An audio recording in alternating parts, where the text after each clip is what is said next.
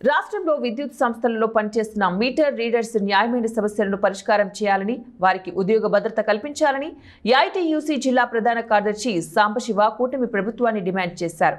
విజయవాడ ధర్నా చౌక్లో గత 4 రోజులుగా ఆందోళన చేస్తున్న విద్యుత్ మీటర్ రీడర్స్ కు మంగళవారం ఐటీయూసీ అన్నమయ్య జిల్లా సమితి ఆధ్వర్యంలో సంపూర్ణ సంఘీభావం తెలిపారు.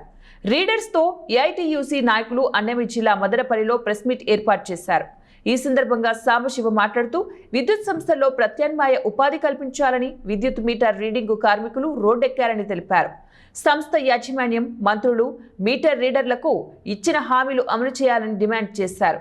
స్మార్ట్ మీటర్ల కారణంగా తాము ఉపాధి కోల్పోయే ప్రమాదం ఉందని మీటర్ రీడర్స్ ఆందోళన చెందుతున్నారని అన్నారు.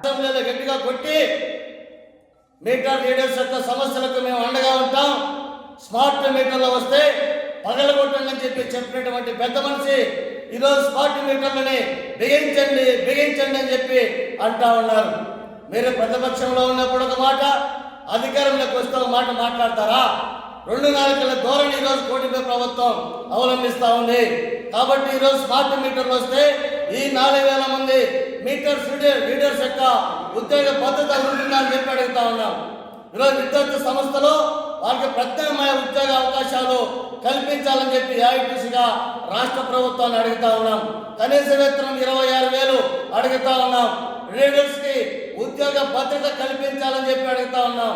4-5 రోజులుగా విజయవాడ కేంద్రంగా ఆందోళన చేస్తూ ఉంటే మీరు మాత్రం రాష్ట్రంలో టూర్లు తిరిగి ప్రతిపక్షాలు మిమ్మల్ని మీరు ప్రతిపక్షాలను తిట్టుకోవడానికి సమయం ఉంది తప్ప ఇక్కడ 4,000 మంది కుటుంబాలు ఇబ్బందులు పడతా ఉంటే వారి యొక్క సమస్యల కోసం మాట్లాడుకోవడానికి 5 నిమిషాలు మీరు మాట్లాడే సమయం లేదా అని చెప్పి అడుగుతా ఉన్నాం.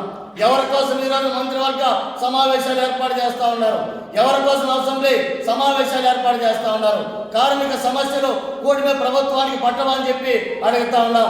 అత్యవసరంగా మంత్రివర్గ సమావేశం ఏర్పాటు చేసి ఈ 4,000 మంది మీటర్ రీడర్స్ యొక్క సమస్యలు పరిష్కారానికి మీరు చొరవ చూపాలని ఆ దిశగా ప్రభుత్వం